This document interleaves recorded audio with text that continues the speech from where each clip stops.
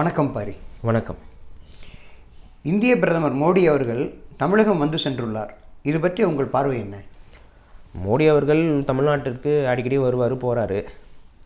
ஒவ்வொரு முறையும் வரும்பொழுது கோபேக் மோடின்னு சொல்லி ஒரு ட்ரெண்ட் ஒன்று நடக்கும். திமுகவுடைய முக்கிய அமைச்சர்கள், திமுகவுடைய முக்கிய செயல்பாட்டாளர்கள்லாம் கோபேக் மோடின்னு சொல்லி பதிவுகளை தொடர்ச்சியாக போட்டுக்கிட்டு இருப்பாங்க.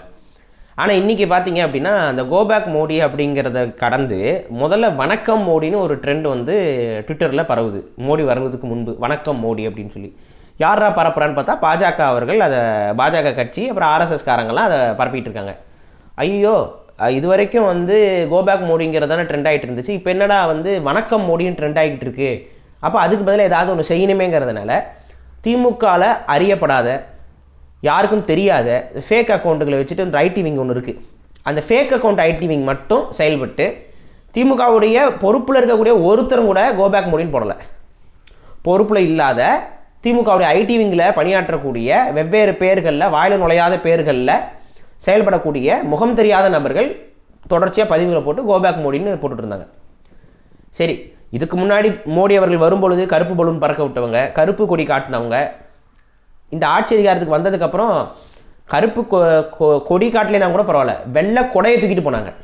ஏன்னா கருப்பு கொடையை தூக்கிட்டு போனால் அது எதிர்ப்பு ஆயிருமோ அப்படின்னு ஒரு பயந்து வெள்ளை கலர் கொடை செய்ய சொல்லி, வெள்ளை கொடை கிடைக்காது. பொதுவாகவே நீங்கள் ஒரு கடையில் போயிட்டு கொடை கொடுப்பா அப்படின்னா கருப்பாக தான் இருக்கும், மிஞ்சி மிஞ்சி போனால் வேறு கலரில் இருக்கும். வெள்ளை கலர் கொடை கடைகளில் கூட கிடைக்காது. ஆனால் திமுகவுடைய அமைச்சர்களும் முதல்வர் அவர்கள்லாம் வெள்ளை கொடையை தூக்கிட்டு போனாங்க மழை பெய்யும்போது. ஏன்னா கருப்பு கொடையை தூக்கிட்டு போனால் கூட எதிர்ப்பாக நினச்சிக்குவாங்களோங்கிறனால அவங்க மனம் புண்பட்டு விடக்கூடாதுங்கிறதுக்காக வெண்கொற்ற கொடையை தூக்கிட்டு போயிட்டு வரவேற்ற கூட்டம் தான் இந்த திமுக கூட்டம். அன்னிலிருந்தே நம்ம சொல்லிகிட்டு இருக்கோம், திமுக ஒருபோதும் பாஜகவை எதிர்க்காது, பாஜகவை நாங்கள் எதிர்ப்போம், மத்திய அரசை நாங்கள் எதிர்ப்போம். மத்திய அரசுனே சொல்ல மாட்டோம். நீங்கள் என்ன மத்திய அரசு, மத்திய அரசுனே சொல்ல மாட்டோம், நாங்கள் ஒன்றிய அரசுன்னு தான் சொல்லுவோம். நாங்கள் வந்து மாநில சுயாட்சி மட்டுமே எங்கள் கனவு, அண்ணா கண்ட கனவை நாங்கள் நிறைவேற்றாமல் விடமாட்டோம் அப்படின்னு சொல்லக்கூடிய இந்த கூட்டம் இன்னைக்கு இந்திய பிரதமர் கூட சொல்லலை, பாரத பிரதமர்னே போயாச்சு. ஏன்னா அதுதான் மோடிக்கு பிடிக்கும். ஆர்எஸ்எஸ் மற்றும் பாஜக காரங்களுக்கு இந்தியாங்கிறது வந்து வெள்ளைக்காரன் கொடுத்த ஐடென்டிட்டி, அதனால அந்த ஐடென்டிட்டியை நம்ம வச்சுக்கக்கூடாதுங்கிற கொள்கை கோட்பாடு கொண்டவர்கள். அதனால பாரதம்னு தான் இந்தியாவை சொல்லணுங்கிற கோட்பாடு கொண்டவர்கள். அதனால அவங்க எப்பவுமே தங்களை வந்து பாரதம், பாரத நாடு அப்படின்னு தான் அவங்கள அடையாளப்படுத்திக்கிறாங்க. அதனால தான் பாரதிய ஜனதா கட்சி. இப்போ பாரத பிரதமர் மோடின்னு ஸ்டாலின் அவர்கள் கூப்பிடுறாரு, வரவேற்கிறார். மாண்புமிகு பாரத பிரதமர் மோடி அவர்கள். ஏன் இந்த பாரத பிரதமர்னு வருது? அப்போ பாரதம்ங்கிற அந்த சொல்லாடலை எடுத்துக்கொள்கிறார்களா திமுக? இந்தியா கூட்டணியில் திமுக இருக்கா இல்லையா? இந்த கேள்வியெல்லாம் இப்போ வருது. இதே மாதிரியான வரவேற்புகளை எடப்பாடி பழனிசாமி அவர்களுடைய ஆட்சி காலகட்டத்தில், அதிமுகவுடைய ஆட்சி இருந்த காலகட்டத்தில் அவரும் செஞ்சார். ஏன்னா இந்திய பிரதமர் வரும்பொழுது அவரை போய் வரவேற்கணும், இதுக்கு பேர் புரோட்டோகாலும்பாங்க. போய் வரவேற்கணும், நிற்கணும், மரியாதை செலுத்தணும். அவர் வந்த உடனே அவருக்கு வந்து தேவைப்படுற பாதுகாப்பெல்லாம் ஏற்படுத்தி கொடுக்கணும். அது எல்லாமே காவல்துறை இதெல்லாமே செயல்படணும். அப்படிலாம் வந்து வந்தால் கண்டுக்காமலாம் இருக்கிறதுலாம் ரொம்ப சாத்திய குறைபாடுகள் கம்மி. அப்போ வந்து ரோட்டில் இறங்கி கருப்பு கொடி பிடிக்கிறது, மோடி கோபேக் மோடின்னு இவங்களே டிஷர்ட் எல்லாம் மாட்டிட்டு வந்து நிற்கிறது. திமுகவுடைய முக்கிய மந்திரிகளாக இருக்கக்கூடிய நபர்கள் கூட கோபேக் மோடிலாம் டிஷர்ட் மாட்டிட்டு வந்தது, ஹிந்தி தெரியாது போடான டிஷர்ட் மாட்டிட்டு வந்தது, இதெல்லாத்தையும் மாட்டிக்கிட்டு வந்து எதிர்ப்பை காட்டினார்கள். மோடி அவர்கள் நம்ம தமிழ்நாட்டுக்கு எதுவும் செய்யலை, அதனால் அவர் வரவேற்கக்கூடாது அப்படின்னு சொல்லிட்டு இது முதுகெலும்பு இல்லாத அதிமுக, முதுகெலும்பு இல்லாத எடப்பாடி பழனிசாமி அப்படிலாம் சொன்னவர் இன்னைக்கு வரிசையில் போய் பூக்கொத்துக்களை கொடுத்து வரவேற்று கொண்டிருக்கிறார்கள். அப்போ அத்தனை ஆண்டு காலமாக எடப்பாடி பழனிசாமி அவர்கள் பதவி விலகணும் எத்தனை கடிதங்கள், எத்தனை முறை சொல்லியிருப்பார், அறிக்கைகள் விட்டுருப்பார், இந்த மாதிரி வரவேற்க போனால் பதவி விலகிடணும். அப்போ இப்போ ஏன் விலகாமல் இருக்காரு? இந்த கேள்விகள் இருக்குது. தங்கள் சொல்லியிருக்கக்கூடாது, அப்போ அதே செய்யவும் கூடாது. சொல்லிவிட்டு அப்புறம் அதே தவறுகள் இவங்களும் ஏன் செய்கிறாங்க நமக்கு இப்போ வரைக்கும் புரியல. உடன்பிறப்புகள் அதுக்கு பதிலும் சொல்கிறதில்ல. அதில் ஒரு புதிய வினோதம் பார்த்தீங்களா, வைக்கம் வீரர் அப்படிங்கிற அந்த புத்தகத்தை வந்து ஆங்கில பதிப்பை கொண்டு வந்து மோடி அவர்களுக்கு கொடுத்துட்டாரு. சரி, கொடுத்துட்டீங்க, என்ன ஆக போகுது? அதுவே பொய். அவர் பொய்யை எடுத்து ஆங்கில பதிப்பு போட்டு கொடுக்கறதுனால என்ன ஆயிரப்போகுது? வைக்கம் வீரர் நீங்கள் சொல்லிக்க வேண்டியதான், அதை எடுத்து கொடுக்குறதுனால அவர் என்ன படிக்க போகிறாரா? அப்போ எந்த அளவுக்கு இன்னொன்று இவருங்க வராங்க, இதெல்லாம் கூட நம்ம மன்னிச்சிடலாம். சரி இவங்க போகிறாங்க வராங்க, அவங்கள வரவேற்கிறது ஒரு மாண்பு, மனித மாண்பு, அப்படி இப்படின்லாம் சொல்லிட்டு நீங்கள் கடந்து போயிடலாம். இவங்க வரவேற்கிறதுக்கு ஒரு பக்கம் பாஜக கொடி பறக்குது, கூட இடையில் திமுக கொடி பறக்குது. இப்போ திமுக மேலே இவங்களுக்கு கொஞ்சம் பற்று இருந்தால் கூட திமுக கொடி என்னடா கம்மியாக பறக்குது, கீழே பறக்குதுங்கிற ஒரு எண்ணம் இருந்திருக்கும். பாஜக கொடி உயரமாக பறக்குது, திமுக கொடி கீழே பறக்குது. இந்த தன்மானம், சுயமரியாதை இதெல்லாம் திமுக காரங்களுக்கு இருக்கா இல்லையானே நமக்கு தெரியல. ஏன்னா திமுக கொடியை கண்டிப்பாக யார் நட்டிருப்பா? திமுக காரன் தான் நட்டிருப்பான். திமுக கொடியை திமுக காரன் நட்டிருப்பான், பாஜக கொடியை பாஜக காரன் நட்டிருப்பான். இந்த ரோட்டில் தான் எல்லாம் நட்டிருக்காங்க. கண்டிப்பாக திமுக காரங்களும் பார்த்துருப்பாங்க, பாஜக காரங்களும் பார்த்துருப்பாங்க, பொதுமக்களும் பார்க்குறாங்க. கிட்டத்தட்ட 18 கிலோமீட்டருக்கு நட்டிருக்காங்க தொடர்ச்சியாக. சரி, இப்போ கேள்வி என்ன அப்படின்னா, பாஜக கொடி மேலே பறக்க திமுக கொடி கீழே பறக்குதுங்கிற ஒரு அடிப்படை எண்ணம் அங்கேருந்த திமுக மினிஸ்டர்ஸ்க்கு, அங்கேருந்த திமுக கட்சி பொறுப்பாளர்களுக்கு தோணலையா? இப்போ ஒரு எடுத்துக்காட்டுக்கு, ஒரு நாட்டுக்கு எங்கேயோ போகிறாரு, நம்ம இந்திய பிரதமர் போகிறாரு, அங்கே வந்து அமெரிக்க பிரதமர் இவங்களாம் இருக்காங்க. 2 நாட்டு கொடியும் ஒன்றா தான் பறக்க விடுவாங்க. ஏன் 2 நாட்டு கொடியும் ஒன்றா பறக்க விடுறாங்க? ஒரே அளவில் தான் பறக்க விடுவாங்க. ஏன்னா அதுதான் அந்த நாட்டுக்கு கொடுக்கக்கூடிய மரியாதையாக கருதுவார்கள். இல்லை எங்களோட பிரிட்டன் கொடியை நாங்கள் கொஞ்சம் உயரமாக பறக்க விட்றோம், இந்திய கொடியை கொஞ்சம் கீழே பறக்க விட்றோம்னு சொன்னால் நீங்கள் ஏற்றுக்குவீங்களா? என்ன சொல்லுவீங்க? அது எப்படி நீ பறக்க விடலாம் கீழே? இதுதான் ஒரு அடிப்படையான சுயமரியாதை. என் நாட்டுக்கொடி எப்படா நீ கீழே பறக்க விடலாம்? அதே போல் பாஜக கொடி மேலே பறந்துட்டு இருக்கு, திமுக கொடி கீழே பறக்குதுன்னா உங்களுக்கு ஒரு அடிப்படை சுயமரியாதைன்னு ஒன்று இருந்துச்சு அப்படின்னா நீங்கள் என்ன பண்ணியிருக்கணும்? அது எப்படி எங்கள் கட்சி கொடி கீழே பறக்குது, பாஜக கட்சி கொடி மேலே பறக்குமா? அது எப்படி ஏற்றுக்க முடியும்? ஒன்றா கீழே கட்டி, இல்லைன்னா நம்ம மேலே கட்டணும்னு ஏதாவது ஒரு முயற்சி பண்ணியிருக்கலாம். ஒரு குச்சியை கொஞ்சம் உயரமான குச்சியை வச்சு கட்ட தெரியாத அளவுக்கு திமுக ஒன்றும் தெரியாத கட்சின்னு நீங்கள் சொல்ல போகிறீங்களா? அப்போ என்ன, யாரையோ குளிர்விக்கணும். எஜமானரே, உங்கள் கொடியை தான் நாங்கள் மேலே பறக்க விட்டுருக்கோம், எங்கள் ஆட்சியாக இருந்தாலும் அது உங்கள் ஆட்சி, அதை உணர்த்தணும் மோடி அவர்களுக்கு. ரோட்டை அப்படி பார்க்கும்போது மோடி பார்ப்பார், சமமாக பறந்துச்சுன்னா ஓ நமக்கு இவங்க சமமா அப்படிங்கிற என்ன அவருக்கு வந்துருமா? அல்ல, ஓ நீங்கள் பெரிய ஆள், நீங்கள் பெரியவா, நாங்களாம் கீழே, அதனால் எங்கள் கொடி கூட கீழே தான் பறக்குது, அதனால் உங்களுடைய குடைக்குள்ளே தான் நாங்களாம் இருக்கோம், அதனால் நீங்கள் கோச்சிக்காதீங்க அப்படிங்கிறத உணர்த்துறாங்களாமா மோடிக்கு. அதனால் இந்த தொடர்ச்சியாக எங்ககிட்ட இருக்கிறது 4-5 மினிஸ்டர்ஸ், அவங்க தான் கொஞ்சம் எங்களுக்கு சம்பாரித்து கொடுத்து நாங்கள் அந்த வசதியான விமானங்களில் பறக்கிறதுக்கும். ஏன்னா இங்கே ஒரு மற்ற கட்சிக்காரங்களாம் கார் வாங்கிட்டாங்க கூட இந்த திமுக காரங்க வந்து குறை சொல்கிறாங்க. உலகத்திலேயே விலை அதிகமாக இருக்கக்கூடிய ஒரு சொகுசு விமானத்தை இந்த திமுக குடும்பம் தான் வச்சுருக்குது. ஆனால் அதெல்லாம் யாரும் பேசக்கூடாது. அவங்க கஷ்டப்பட்டு கல்லுடைத்து மண் சுமந்து இந்த மண்ணுக்கு மக்களுக்காக உழைத்து ஈட்டிய பொருள் அவைகள் எல்லாம். இங்கே இருக்கக்கூடிய பல காலேஜுகள், பல கல்லூரிகள். ஆனால் இங்கே யாராவது ஒருத்தர் வந்து ஒரு கார் வாங்கிட்டாரு, ஒரு பைக் வாங்கிட்டாருன்னா பைக் வாங்குவதற்கு காசு எங்கேருந்து வந்தது? அதெல்லாம் ஏதாவது போராட்டம் நடத்திட்டா இந்த போராட்டத்துக்கு காசு எங்கேருந்து வந்துச்சு? இது என்ன மாதிரியான உளவியல்? அப்போ அந்த மாதிரியான சம்பாதிப்புகள் இதெல்லாம் வந்து இன்றைக்கி அம்பலப்பட்டு இருக்கு. தெரிந்தோ தெரியாமலோ பாஜக அதுக்கு பின்னாடி இருக்குங்கிறது அவங்களுக்கு நல்லா தெரியும். யார் காலில் விழுந்தா இதெல்லாம் தப்பாக இந்த பிரச்சனையிலேருந்து தப்பிக்கலாம்ங்கிறது அவங்களுக்கு நல்லா தெரியும். அதனால் அப்படியே முழு சரண்டர், டோட்டலாக சரண்டர் ஆகி நீங்களே இவ்வளோ வந்து ஆட்சி பண்ணிக்கோங்க, ஆனால் எங்களை விட்டுருங்க, எங்களை நோண்டாதீங்க. இந்த பாருங்கள், ஆல்ரெடி எங்கள் கூட பொன்முடி போன முறை உங்களை வரவேற்றாரு, இந்த முறை அவரால் வர முடியல, ஏன் இவ்வளோ நெருக்கடி கொடுக்குறீங்க? எங்கள் அமைச்சர்கள் பாவம், அவங்கள மன்னிச்சு விட்டுருங்கன்னு சொல்லிட்டு ஆளுநர்கிட்டையும் மோடி அவர்கள்ட்டையும் அப்படி பணிஞ்சு பேசுவது போல தான் அந்த ஒட்டுமொத்த நிகழ்வுக்கும் ஏற்பாடு செய்யப்பட்டிருந்தது. அப்படி தான் உண்மை. அதில் இன்னொரு விஷயம் என்னென்னா, இங்கே பாஜக கட்சிக்காரங்களை அளவுக்கு அதிகமாக அந்த கூட்டத்தில் கலந்துருந்தாங்க. திமுக கட்சியை விட பாஜக கட்சிக்காரங்களுடைய கூட்டம் என்பது மோடி அவர்களுடைய அந்த பேச்சில் இருந்த அந்த அரங்குனா அந்த ஏற்பாடு செஞ்சுருக்கக்கூடிய அந்த இடங்களில் அதிகமாக பாஜக காரங்க தான். இது எப்படி நம்ம சொல்கிறோம் அப்படின்னா, ஸ்டாலின் அவர்கள் பேச வருகிறார். தமிழக முதல்வர் ஸ்டாலின் அவர்கள், தமிழ்நாட்டில் தமிழன் தான் அதிகமாக இருந்திருப்பான். சரி, தமிழக முதல்வருக்கு தான் அதிகமான சப்போர்ட் இருந்திருக்கணும் பேச்சுப்படி சொன்னான். ஏன்னா வெவ்வேறு 2 கட்சியும் எதிர்கட்சிங்கிறனால, 2 கட்சியும் ஒரே கொள்கை கோட்பாடு கொண்ட கட்சினா அது வேற, 2 கட்சி எதிர்கட்சி. அப்போ தமிழக முதல்வருக்கு தான் தமிழ்நாட்டில் கூட்டம் அதிகமாக இருந்திருக்கணும். நியாயப்படி பார்த்தா ஏற்பாடு திமுக நினச்சிருந்தா அந்த ஏற்பாடையும் செஞ்சுருக்க முடியும், கூட்டத்தை கூட்டியிருக்க முடியும். எப்படி அவங்களுக்கு தெரியும்ல, அவங்கவுங்க மாநாடுகள் எல்லாம் கூட்டத்தை எப்படி கூட்டுவாங்க தெரியும். லாரி எடுத்துகிட்டு போவாங்க, அங்கே போய்ட்டு எல்லாருக்கும் வாங்கன்னு ஏற்றிக்கிட்டு வருவாங்க. ஆண்களுக்கெல்லாம் வந்து பிரியாணி பொட்டலமும் சரக்கு பாட்டலும் கொடுப்பாங்க. எல்லாத்தையும் கொடுத்து எப்படியா கொண்டு வந்து கூட்டத்தை நெப்பிடுவாங்க. கூட்டத்தை நெப்ப தெரியும் அவங்களுக்கு. அப்போ அந்த கூட்டத்தில் இருக்கவங்கள கோஷம் போட வைக்கவும் தெரியும் அவங்களுக்கு. ஆனால் இது எதையுமே திமுக செய்யலை. குறைந்தபட்சம் அவங்க கட்சிக்குனாச்சும் அவங்க உண்மையாக இருக்காங்கன்னா இல்லைங்கிற நான். முழுக்க பாஜக கூட்டம். அந்த கேமராவை திருப்பினா, மக்கள் பக்கம் திருப்பினா எல்லாம் பாஜக கொடி ஆட்டிகிட்டு இருக்காங்க.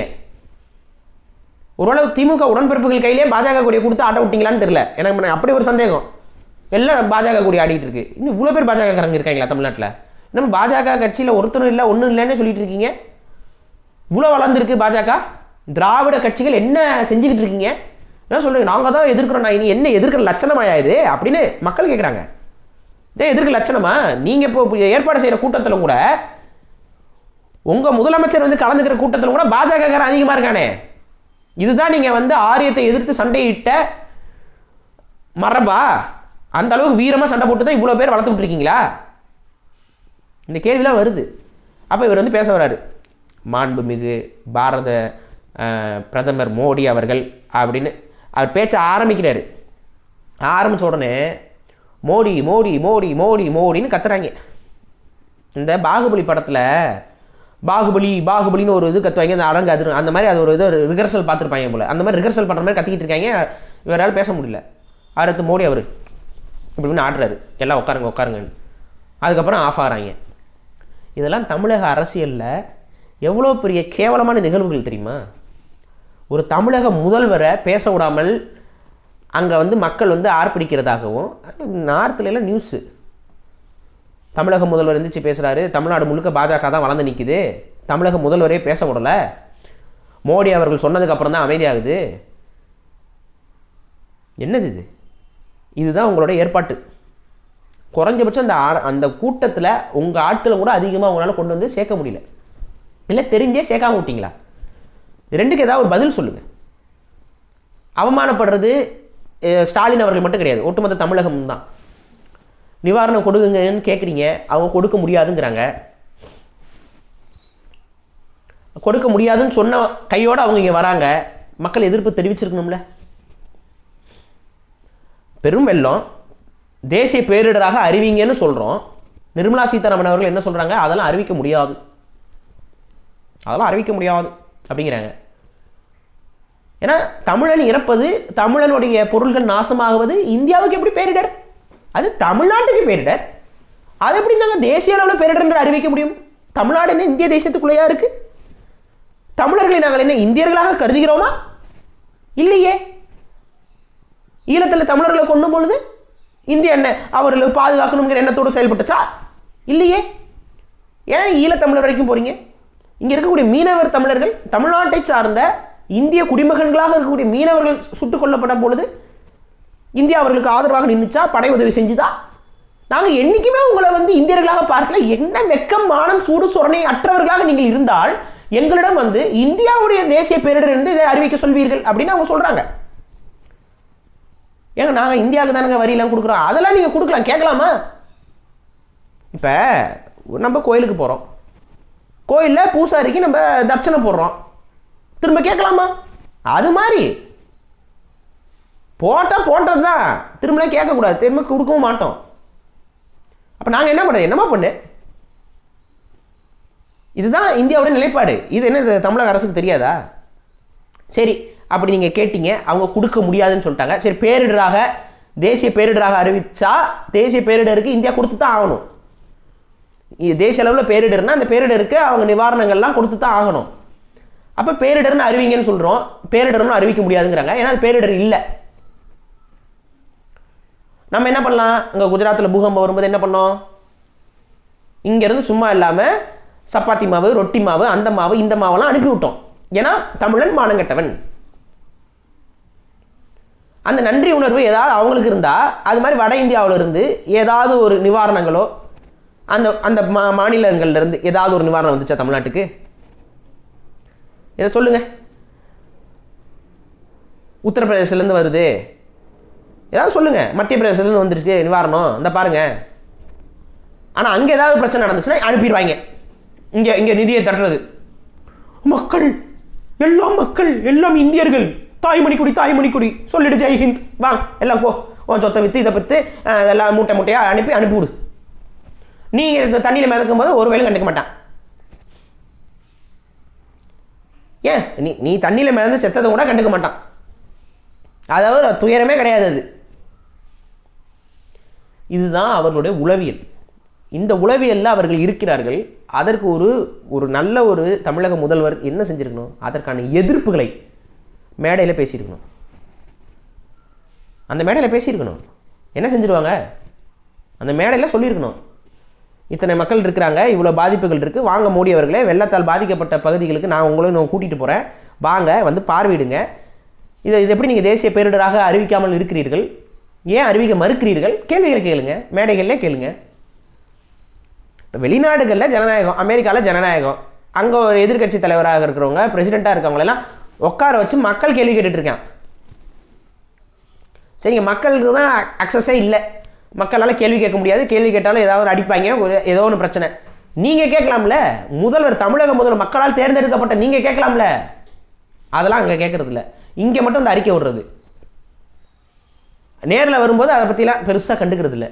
அப்படியே அவங்களுக்கு வந்து மரியாதை செஞ்சு அனுப்பிவிட்டு ஏர்போர்ட்டை திறக்கிறோம், அதை திறக்கிறோம், இதை பண்ணுறோம்.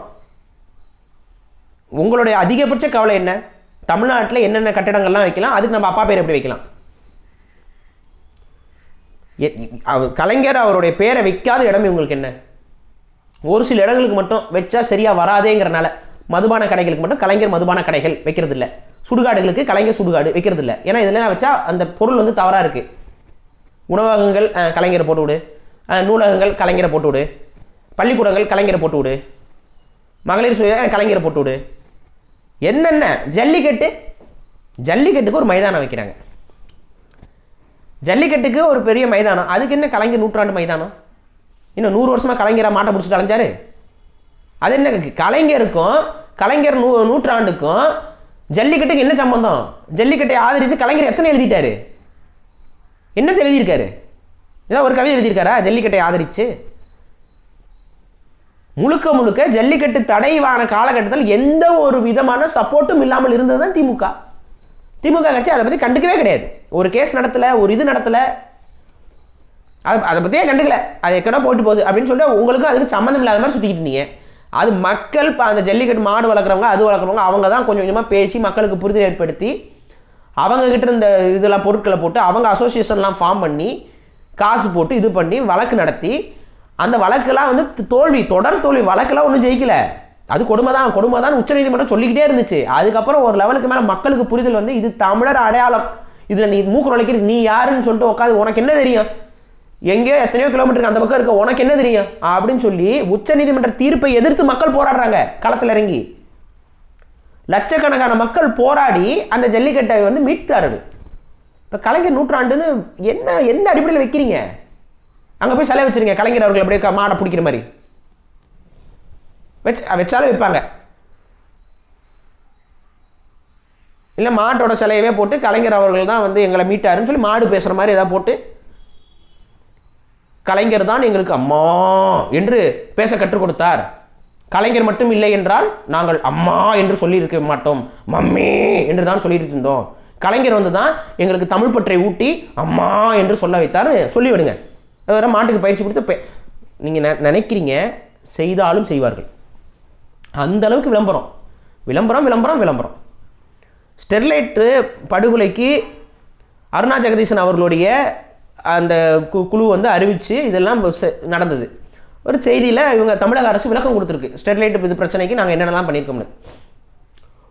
முழுக்க அங்கே பாதிப்படைந்த மக்களுக்கு நாங்கள் எவ்வளோ காசு கொடுத்தோங்கிறத ஒரு பைசா மிஸ் ஆகலை.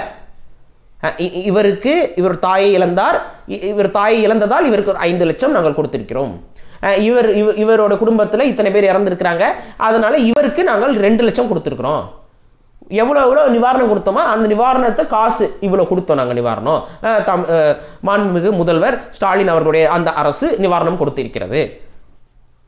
சரி, அந்த பக்கம் அப்படியே இந்த சுட்டாங்கல்ல, இந்த சுடுறதுக்கு காரணமாக அமைஞ்சாங்கல்ல இந்த அரசு எந்திரத்தில் இருக்கக்கூடிய இந்த அதிகாரிகள், அவங்க மேலே என்ன நடவடிக்கை, அதை பற்றி டீட்டெயில்ஸே இல்லை. துறை ரீதியான நடவடிக்கை எடுக்கப்பட்டது. துறை ரீதியான நடவடிக்கை அது சொல்லணும்ல. இப்போ நீங்கள் என்ன சொல்லணும், பொருளாதார உதவிகள் செய்யப்பட்டது, அதோட முடிச்சிருக்கணும். அப்படி சொன்னீங்களா? இவருக்கு 1 லட்சம், இவருக்கு 2 லட்சம், இவருக்கு 3 லட்சம்னு பேரை போட்டு அந்த எல்லாம் என்ன தெரியணும்ல. தமிழர்களுக்கு கொடுக்குற ஒவ்வொரு காசும் தெரியணும். ஆனால் அவங்கள சுட்டவங்களுக்கு கொடுக்கப்பட்ட தண்டனை எவனுக்கும் தெரியாது, தண்டனை கொடுத்தாங்களானே தெரியாது. துறை ரீதியான நடவடிக்கை என்ன? துறை ரீதியான சஸ்பெண்ட் பண்ணிங்களா, துறை ரீதியாக அவர்களுக்கு வந்து ப்ரமோஷனை கட் பண்ணிங்களா, துறை ரீதியாக பணி நீக்கம் செய்தீர்களா, டிரான்ஸ்ஃபர் பண்ணிங்களா, என்ன பண்ணீங்க துறை ரீதியாக? நாங்கள் பார்க்கும்போது இந்த காவல்துறை அதிகாரி ஸ்டெர்லைட் இதில் அவர் குற்றவாளியாக அறியப்படுகிறார், ஆனால் அவர் ப்ரமோஷன் பெற்று போகிறார், செய்தி வருது. ஓ, இதுதான் துறை ரீதியான நடவடிக்கையோ? ப்ரமோஷன் கொடுக்குறதும் துறை ரீதியான நடவடிக்கை தானே. ப்ரமோஷன் கொடுத்துருக்கீங்களா? கொடுத்துருக்கீங்களே. அப்போ இதெல்லாம் உங்களுக்கு தோல்வியாகப்படலையா? எடப்பாடி பழனிசாமி காலகட்டத்தில் இந்த ஸ்டெர்லைட் படுகொலை நடக்கும்போது திமுக தரப்பு பேசாத பேச்சா? இப்போ உங்களுடைய ஆட்சி காலகட்டத்தில் காவல்துறை அராஜகம் அதிகரிக்கும் போது நீங்கள் என்ன கண்டுக்கிட்டீங்க? காவல்துறை டைரக்டாக ஸ்டாலின் அவரோட கட்டுப்பாட்டில் இருக்கக்கூடிய துறை, நேரடி கட்டுப்பாடு. நீங்கள் தான் அமைச்சர், அதுக்கு நீங்கள் தான் பொறுப்பேற்கணும். இந்த பல்ல பிடுங்கும் போது, இந்த கையை காலை உடைக்கும் போது உங்களோட ஆட்சியில் எத்தனை பேர் லாக்அப் டெத்து? தொடர்ச்சியாக லாக்அப் டெத். என்ன மாதிரியான இது இது இதை வந்து உங்களுடைய ஆட்சியுடைய தோல்வியை தானே காட்டுது, திமுக அரசுடைய தோல்வியை தானே காட்டுது. முழுக்க முழுக்க டாஸ்மார்க்கை மூடுவோம்னு சொன்னீங்க, எங்கே மூடிருக்கீங்க சொல்லுங்கள் பார்ப்போம். எங்கே மூடினீங்க? எந்த கடையை மூடினீங்க? திரும்ப அடுத்த எலெக்ஷனுக்கு அதே தானே சொல்ல போகிறீங்க, டாஸ்மார்க்கை மூடுவோம்னு. மக்களை பார்க்குறவங்களை கேனப்பயலுகன்னு நினச்சா கூட இந்த அளவுக்கு கேவலமான வாக்குறுதிகள் கொடுக்க மாட்டாங்க. போன எலெக்ஷனுக்கு முன்னாடி கொடி பிடிச்சிட்டு ரோட்டில் நின்னார் முதல்வர் ஸ்டாலின் அவர்களே. கொடி பிடிச்சிட்டு ரோட்டில் நின்னார், மதுக்கடையில் ஒழிக்கணும்னு. நீங்கள் இப்போ ரோட்டில் நிற்கணும்னு அவசியமே இல்லை. நீங்கள் ரோட்டில் போகிறீங்களா, இந்த பக்கம் 4 ஹம்மர், அந்த பக்கம் 4 ஹம்மர், புல்லட் ப்ரூஃப். தமிழ்நாட்டுக்குள்ளே அவர் போகிறதுக்கு அவ்வளோ பாதுகாப்பு. இந்த பக்கம் 4 கார், அந்த பக்கம் 4 கார், அப்படியே ஒரு ஃபோட்டோ ட்ரோன் ஷாட்டு, முதல்வர் போகிறார் அப்படின்னு சொல்லிட்டு பேக்ரவுண்டில் இந்த விஜய் படத்தில் இருக்கக்கூடிய மாசான பேக்ரவுண்ட் மியூசிக்லாம் போட்டு உடன்பிறப்புகள் போட்டுட்டு இருக்காங்க. அந்த மாதிரி போகிற இடத்துல பார்த்துட்டு சொல்ல வேண்டியது மக்களுக்கு என்ன பாதிப்பு இருக்குன்னு செய்ய முடியாது அவங்களால. போகிற வழியெல்லாம் டாஸ்மாக் இருக்குது, என்னப்பா இந்த கடை மூடாமல் இருக்குது, நம்ம வாக்குறுதி கொடுத்துருக்கோம், இந்த கடை எப்படி செயல்படுது, மூடுங்க அதை. என்னப்பா மெயின் ரோட்லேயே மதுக்கடை இருக்குது, என்னப்பா ஸ்கூல் பக்கத்தில் மதுக்கடை இருக்குது, இதெல்லாம் பார்த்ததே இல்லையா? நம்ம அன்றாடம் பார்த்துக்கிட்டு இருக்கோம். ஒரு எந்த முக்கிய சாலைகள்லையும் நீங்கள் சென்னையில் கடந்து போகும்பொழுதோ நகரங்களில் கடந்து போகும்போதோ டாஸ்மார்க் உங்களால் பார்க்க முடியாமல் போயிடுமா? போகாமல் தான் இருக்காங்களா? உங்கள் அமைச்சர்கள் போகாமல் இருக்காங்களா? ஏன் மூடாமல் இருக்கீங்க? அப்போ உங்கள் வாக்கெல்லாம் காத்தோட காத்த போச்சு தானே, பொய் தானே, பொய் வாக்குறுதிகள் தானே அத்தனையும். எங்களுக்கு எப்படி பார்க்கப்படுகிறது அப்படின்னா, ஒட்டுமொத்த தமிழகத்துடைய மானமும் இந்த திமுக அரசால் போய்கிட்டே இருக்குது. கொஞ்சம் கொஞ்சமாக எதிர்ப்பை வெளிப்படுத்த வேண்டிய காலகட்டத்தில் இருக்கும். நம்ம பாஜக வராங்க, உதவியே செய்யலை, உதவி செய்வதற்கு அவர்களுக்கு மனமே இது இல்லை, பேரிடராக அறிவிக்கலை. இந்த நேரத்தில் அவர்கள் வரும்பொழுது எதிர்ப்பை பதிவு செஞ்சுருக்கணும். சும்மா இருக்கும்போதெல்லாம் உள்ள வரும்போது போகும்போதெல்லாம் எதிர்ப்பை பதிவு செஞ்ச நீங்கள் இன்றைக்கி அதிகாரத்தை கையில் வச்சுக்கிட்டு அந்த எதிர்ப்பை பதிவு செய்யாமல் அவர்களை ஆரத்தழுவி வரவேற்று அவர்களை புகழ்ந்து பேசி அனுப்புறீங்க அப்படின்னா உங்கள் அடி வயிற்றில் இருக்கக்கூடிய அந்த பண மூட்டைகள் உங்களை பயத்துக்குள் தள்ளி இருக்கிறது. உங்களோட அமைச்சர்கள் ஒவ்வொருத்தராக மாட்டிகிட்டு இருக்கிறது உங்களுக்கு அச்சத்தை ஏற்படுத்துது. அப்போ ஒன்றும் பண்ண முடியாது. தமிழ்நாட்டை நீங்கள் அடகு வைக்க தயாராகி விட்டீர்கள். அதுக்கு தான் போயிட்டீங்க. உங்கள் கொடியவே நீங்கள் கீழே பறக்க விட்டீங்க, திமுக கொடியவே கீழே பறக்க விட்ற ஆளுகள் ஆகிட்டீங்க. அப்போ தமிழ்நாடு ஏமாத்திரம், உங்கள் கட்சியவே கீழே பறக்க விட்டாச்சு, தமிழ்நாட்டை என்ன அப்படி தூக்கி நிப்பாட்டிட போகிறீங்களா? இப்போ இந்த எண்ணூரில் ஸ்டெர்லைட்டில் ஆலையில் பிரச்சனை இருக்குதுன்னு மக்கள் போராடுறாங்க. எண்ணூரில் மட்டும் மக்கள் போராடாமல் இருக்காங்களா? என்ன பண்ணீங்க இப்போ நீங்கள்? அந்த எண்ணூர் ஆலைக்கு என்ன நடவடிக்கை எடுத்துட்டீங்க? மூடிட்டீங்களா? ஒரு ஃபெர்டிலைசர் ஆலை, இது மக்களுக்கு முதல்ல புரிஞ்சுக்கணும். ஏன்னா அதனால தான் நம்ம இந்த இயற்கை வேளாண்மை அதெல்லாம் சொல்கிறோம். இந்த ஆடு வளருங்க, மாடு வளருங்க. ஏன் மாடு வளர்க்க சொல்கிறோம், ஏன் ஆடு வளர்க்க சொல்கிறோம்? என்னம்மா நீங்களாம் டாக்டர், எல்லாருமே டாக்டர் ஆகிட்டு இருக்க மாதிரியும் நாங்களாம் உங்களை கட்டி போட்டு அது எப்படி நீங்கள் டாக்டர் ஆகலாம்? பார்ப்பனர் மட்டும்தான் டாக்டர் ஆகணும், நீங்களாம் டாக்டர் ஆகக்கூடாது. அதனால் என்ன பண்ணுங்கள், எல்லாம் ஆடு மாடு வளங்க நாங்கள் உட்காந்து பிரச்சாரம் பண்ணுற மாதிரி இந்த சில பைத்தியக்காரங்க பேசிட்டு இருப்பாங்க யூடியூப்பில் உட்காந்துட்டு. அந்த பைத்தியக்காரங்களை தான் பார்த்தீங்களா இந்த இன்னொரு இதில் கேஸ் இதில் விவசாயி லீக்கில் எதாவது பேசுனாங்களா? ஏன் வாய் மூடிட்டு கமுக்கமாக இருக்காங்க? நீங்கள் செத்தா அவங்களுக்கு கவலை கிடையாது. நம்ம ஏன் ஆடு மாடு வளர்க்க சொன்னோம்? ஆடு மாடு வளர்த்தினா தான் உனக்கு சாணி கிடைக்கும். நீ ஆடு மாடு வளர்க்கணும், அப்போ தான் சாணி கிடைக்கும், புழுக்கை கிடைக்கும். அந்த புழுக்கையிலேருந்து தான் இயற்கை உரம் கிடைக்கும். எவ்வளோக்கு எவ்வளோ ஆடு மாடுகள் நீ அதிகமாக வளர்க்குறியோ அவ்வளோக்கு எவ்வளோ இயற்கை உரங்கள் அதிகமாக கிடைக்கும். இயற்கை உரங்கள் அதிகமாக கிடைக்கும் போது இயற்கை உரத்துடைய விலை குறைய ஆரம்பிக்கும். இயற்கை உரத்துடைய விலை குறைய ஆரம்பிக்கும் போது வியாபாரிகள் அதுக்கப்புறம் விவசாயிகள் அந்த இயற்கை உரத்தை வாங்குவாங்க, விற்க தொடங்குவாங்க. அவங்க வாங்கி அதை பயன்படுத்த தொடங்கிட்டா செயற்கை உரங்களுடைய தேவை என்பது குறைஞ்சு போகும். செயற்கை உரங்களோட தேவை குறையும் போது செயற்கை உரங்களுடைய நிறுவனங்கள் உற்பத்தியை குறைக்கும். செயற்கை நிறுவனங்கள் உற்பத்தியை குறைக்கும் போது இந்த மாதிரியான செயற்கை நிறுவனங்களிலிருந்து ஏற்படக்கூடிய விபத்துகள் குறையும்.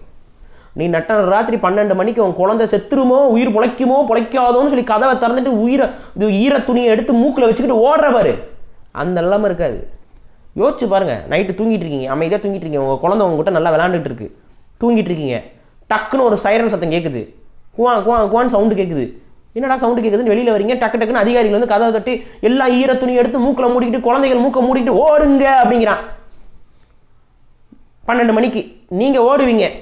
உசேன் போல்ட்டோட தம்பிமார்கள், உசேன் போல்ட்டோட தங்கச்சிமார்கள்லாம் ஓடுவீங்க. திமுகவுக்கு வாக்கு செலுத்தினவர்கள்லாம் அந்த திமுக கொடுக்கக்கூடிய இலவசங்களை எதிர்த்து அவங்களுக்கு ஆதரவாக ஓடுனீங்கல்ல, நீங்கள் ஓடுவீங்க. வயதானவர்கள் எப்படி ஓடுவாங்க? அவங்களால மூச்சு பிடிக்க முடியாது. எவ்வளோ நேரம் மூச்சு பிடிச்சிருவாங்க சொல்லுங்கள்? உங்கள் வீட்டில் இருக்க வயசானவங்க மூச்சை எவ்வளோ நேரம் பிடிக்க முடியும்? 3 நிமிஷம் மூக்கு பிடிச்சிருவாங்களா? மூச்சு அடைக்கிட்டவங்களா இருக்க முடியுமா? சுவாசிச்சு தான் ஆகணும். சுவாசிச்சா செத்துருவாங்க. மூக்கை மூடிக்கிட்டு ஓடணும். சரி, அமோனியா அந்த காற்று எவ்வளோ தூரத்துக்கு பரவி இருக்குன்னு எப்படி தெரியும் உனக்கு? தெரியாது. ஏன்னா காற்றை விட வேகமாக ஓடிடுவே நீ. சொல்லு, ஒரு காற்று விஷவாயு பரவுது, அந்த விஷவாயை விட நீ வேகமாக ஓடிட முடியுமா? ஏதாவது ஒரு அடிப்படை அறிவு இருக்கா? ஓடி தப்பிக்க முடியுமா உன்னால்? இருந்தாலும் வேறு வழி இல்லாமல் ஓடுற. கொஞ்சம் கெஸ் வாங்கும். ஓடணும்னா ஆட்டோமேட்டிக்காக கெஸ் வாங்கும். கெஸ் வாங்கும்போது என்ன ஆகும்? நீ சுவாசிக்க ஆரம்பிப்ப, அமோனியா உள்ளே போகும். அடுத்து என்ன ஆகும்? உன் நுரையீரல் ரத்தத்தை கசியை திறக்கும்.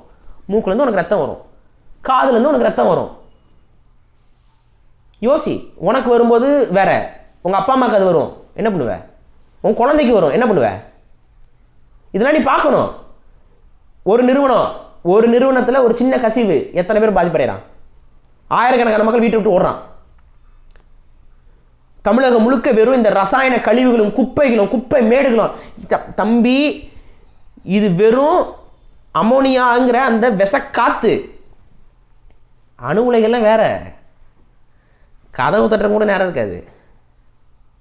வெடி சத்தம் கேட்கும், சத்தம் கூட கேட்காது, வெளிச்சம் தான் கேட்கும். முதல்ல ஃபிசிக்ஸு மிஸ்டர் ஜிகே கிட்ட வேணா போய் கேளு, அவர் தான் ஃபிசிக்ஸ்லாம் கரைச்சி குடிச்சவர். மிஸ்டர் ஜிகே கிட்ட போய் கேளு, ஒரு அணுவில் வெடிச்சா என்ன ஆகும்னு அவர் சொல்லுவார். சொல்ல மாட்டார், ஏன்னா அவருக்கு ஒரு உடன்பிறப்பு தான், அவர் சொல்ல மாட்டார். ஆனால் அவர்கிட்ட மிரட்டி கேளு, சொல்லுவார். ஏதாவது வெளிச்சம் மட்டும்தான் உனக்கு வரும். முதல்ல அடுத்த நிமிஷம் இருக்க மாட்டேன், நீ இருக்க மாட்டேன், உன் குடும்பம் இருக்காது, உன் குலதெய்வம் இருக்காது. நீ இது வரைக்கும் எதெல்லாம் உன் வரலாறு, உன் இது ஆசாசியாக சேர்த்து வச்சுருப்ப, வீடு வாங்கியிருப்ப, கார் வாங்கியிருப்ப, உன் நினைவுகள், உன்னுடைய குடும்பங்கள், உறவுகள் காணும். அது உன் துயரத்தை நீ சொல்லி அழுகிறதுக்கு கூட நீ இருக்க மாட்டேன், பார்த்தவன் இருக்க மாட்டான். ஏன்னா அந்த சம்பவத்தை சில 100 கிலோமீட்டருக்கு அந்த பக்கம் இருந்து பார்த்தவன் கண்ணை வஞ்சு போயிடுவான். இதான் உண்மை. சரி, இந்த தகவல் வரும் பார்த்தீங்களா, இந்த மாதிரி அழிஞ்சிருச்சு அப்படின்னு சொல்லிட்டு உங்கள் பக்கத்து ஊரும் கூட இல்லை, உங்கள் பக்கத்து டிஸ்ட்ரிக்டுக்காரனுக்கு தகவல் வரும். அந்த பக்கத்து டிஸ்ட்ரிக்ட்காரன் என்ன பண்ணுவான்? ஓ, அணு உலை வெடிச்சுதா, அவனுக்கு சத்தம் கேட்டிருக்கோம், அவனுக்கு வெளிச்சம் வந்திருக்கும். ஆனால் அவன் உடனே சாக மாட்டான். இப்போ அவங்க மக்கள் அப்படின்னு நினச்சிட்டு அவன் என்ன பண்ணுவான்? அம்மா வீட்டில் மாவு எடுக்கா, தோசை போடுமா, இட்லி போடுமா, அந்த இட்லி சாப்பிடுவான். 1 வருஷம் கழிச்சு இட்லி சாப்பிடுவான். அந்த 1 வருஷம் கழிச்சு இட்லியில் வந்து கதிரியக்கம் இருக்கும், கதிர்வீச்சு இருக்கும், சாப்பிடுவான். சாப்பிட்டு இருக்கும்போது திடீர்னு ஒரு நாள் ரத்தம் எடுப்பான், டாக்டர்கிட்ட போவான். சார், ரேடியேஷன் பாய்சனிங் ஆகிருக்கு உங்களுக்கு. என்னங்க, என்ன சொல்கிறீங்க? இனிமேல் உங்களால் குழந்தை பெற்றுக்க முடியாது, மீறி பெற்றிங்கனாலும் அந்த குழந்தைக்கு 4 கை 4 கால் 3 கை மூக்கு இந்த மாதிரிலாம் பிறக்க வாய்ப்பு இருக்குது, அப்நார்மாலிட்டி வரக்கு வாய்ப்பு இருக்குது. பெண்களுடைய கருமுட்டை கருகி போச்சு. இதெல்லாம் ஒரு அணு உலையில் விபத்து ஏற்பட்டால் நடக்கும், அணு உலையில் கசிவு ஏற்பட்டால் நடக்கும். கதறி பேசிக்கிட்டு இருக்கோம். வேண்டாம், அணு உலைகள் வேண்டாம், திமுக கேட்குமா? பாஜக கேட்குமா? அணு உலைகள் வேண்டாமல் ஒத்துக்குவாங்களா? யோசி. இதெல்லாம் ஆபத்து. இந்த ஆபத்தெல்லாம் உன்னை சுற்றி வச்சுக்கிட்டே இருக்கிறான். இவங்களுக்கெல்லாம் எதாவது வச்சுன்னா அவங்க அடுத்த நிமிஷம் ஃப்ளைட் பிடிச்சி போயிடுவாங்க. நீ போக முடியுமா? நீ செத்து தான் போகணும். இதுதான் நம்ம சொல்கிறோம். அதுக்காக தான் சொல்கிறோம், தலைவாடாக அடித்து கொள்கிறோம். இந்த இது வேண்டாம். நம்ம நம்ம முறைகளில், இயற்கை முறையில் நம்ம வாழ்கிறது தான் நமக்கு பாதுகாப்பு. ஒரு சாதாரண உரம், மண்ணுக்கு விவசாயத்துக்கு போடுற ஒரு உர கம்பெனியில் விஷம் இருக்கியா, அந்த விஷ கழிவு உன் மூக்கில் பட்டுச்சுன்னா நீ செத்து போகிற. அந்த கடையிலேருந்து வாங்கி அந்த விஷத்தை வாங்கி நீ மண்ணில் போடுற. நீ எவ்வளோ பெரிய முட்டாளாக இருப்ப? நீ எவ்வளோ பெரிய முட்டாளாக இருந்தா ஏன்டா அந்த அந்த அந்த ரசாயனத்துலேருந்து வரக்கூடிய புகையே உனக்கு கொண்டுரும். அதை அவன்கிட்டயே காசு கொடுத்து வாங்குற. நீ விஷத்தை காசு கொடுத்து வாங்கி, ஏதாவது எலி வந்து தன்னுடைய விஷத்தை அதுவே வாங்கிட்டு வருமா? நீ வாங்குற. அதை தான் சொல்கிறேன், வாங்காத, இயற்கை உரத்துக்கு மாறு. அப்போ இயற்கை உரத்துக்கு மாறுனா ஆடு மாடு வலைன்னு சொன்னோன்னே வந்துடுவான் ஒரு 10 பேர். பார்ப்பனர்களுக்கு அடிமையாக சொல்கிறார்கள் தமிழ் தேசியவாதிகள். நீ ஆடு மாடெல்லாம் வளர்க்காத, டாக்டரா மட்டும் வா, கேன்சர் பேஷண்ட்டுக்கு நாங்கள் தான் ட்ரீட்மெண்ட் பண்ணுவோம். நீயே கேன்சர் பேஷண்டாக இருக்கும்போது யாருக்குடா ட்ரீட்மெண்ட் பண்ணுவ? பைத்தியக்காரா, யாருக்கு பண்ணுவ? இங்கே இருக்க டாக்டர் மட்டும் அமோனியாவில் தப்பிச்சிருவாரா? சொல்லு. அமோனியா காற்று வரும்போது டாக்டர் மட்டும் அப்படியே குதுகலமாக வாழ்ந்துருவாரா? இல்லை உன்னோட பெரியார் திடலில் இருக்கவெல்லாம் வாழ்ந்துருவானா? அறிவு வேண்டாம், அடிப்படை அறிவு வேண்டாம்.